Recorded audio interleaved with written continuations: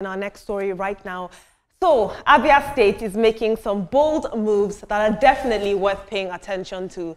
The government has just rolled out a Made-in-Abia policy. So basically, all goods and services used within the state must be sourced locally. That means no more outsourcing or importing what can be made right there in Aba. The goal here is clearly to boost local industries, create jobs, and keep the economy thriving from within. It is quite ambitious, I have to say, but honestly, it's a smart play, and that is not all. The education sector in Abia is also getting a serious shake-up. The government has made it clear. Education from primary to JS3 is completely free in public schools, and students in SS1 to SS3 only pay a small tuition fee of 3,300 naira. And the governor has also said that any school head or principal that is caught charging extra, illegally collecting fees or levies from these students and their families, will be heavily sanctioned. The message is loud and clear. No one is messing with Alex Oti's policy on free tuition. It's bold governance like this that Nigerians love to see. Now, in terms of the Made-in-Abia policy, there's going to be a lot of pressure on the government right now to heavily fund and invest in small to medium enterprises to fill in those production gaps of supply and demand. But luckily, Alex Oti is inspired and he loves industry. Just last year, he hosted the International Trade Fair for Aba, and he's known to heavily invest in local businesses. So this is very doable and plausible by him. But let's take a look at social media. I love to see doings, no be cho-cho-cho. Obi says, my governor, I drove through Abia last Christmas, and what this man has done to the road network is unbelievable. Imagine each senator, local government et al. Using public funds for public good. We love to see it, Obi. And Essay says, this is a governor. Please, sir, just create a platform for students and parents to send their complaints. Very important.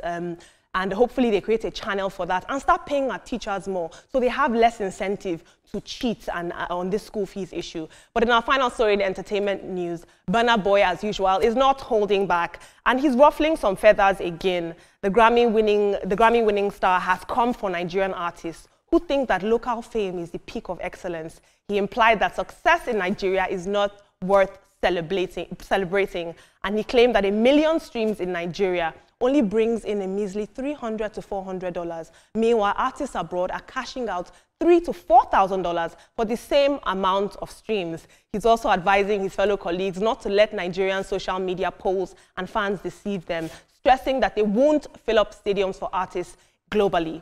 He's now facing backlash for downplaying the importance and support of Nigerian audiences in the global music scene.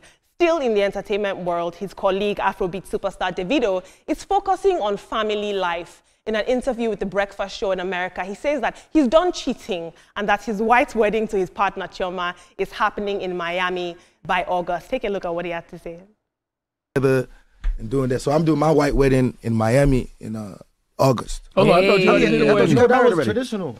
Oh, they said that was like a national holiday in Nigeria. What? Crazy, man. Girls crying like, oh my God, he's off the market. I can't believe it. That was like, you know, you ever tell, I said I don't want anyone. No. I said that in Davido. I said that in I'm okay. Okay. I'm on my envy swag right now, man. But you can add more wives to the roster if you want to. If I want to, but I don't. Yeah, because too much wahala. I have 4 kids. I have 5 kids and 4 women with 4 women. Okay. You know what I'm saying? So you already know. So you done. That's it. I want to go home. I'm sweating already. In terms of Burna Boy talking about the streams and the Nigerian audience, the numbers don't lie. And I think we need to look at the numbers before attacking him. But before I take my last few tweets, I'd like you guys, and I'm not going to give up hope, I'd like you guys to please chime in on the conversation. I trust that one day you will tag us with the hashtag trending now on TVC on any social media platform. Who knows, you might take one of your tweets or stories, one of these. Let's take a look at 1 or 2 tweets on this entertainment issue. Something says, Davido promising 24/7 live.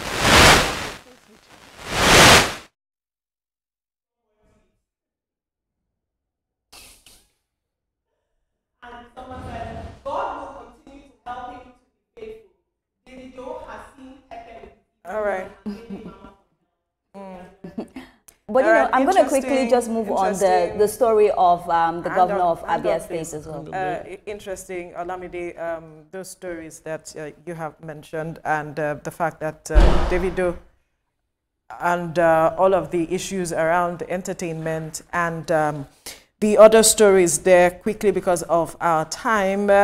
I hope that, like he rightly said, that he will continue and not cheat. And then for Alex Oti, kudos to him. I believe that all will be done as soon as he puts things in place. But we need to wrap up the show now. Unfortunately, we do not have time to comment on all of these stories. But we must thank you for being a part of the show.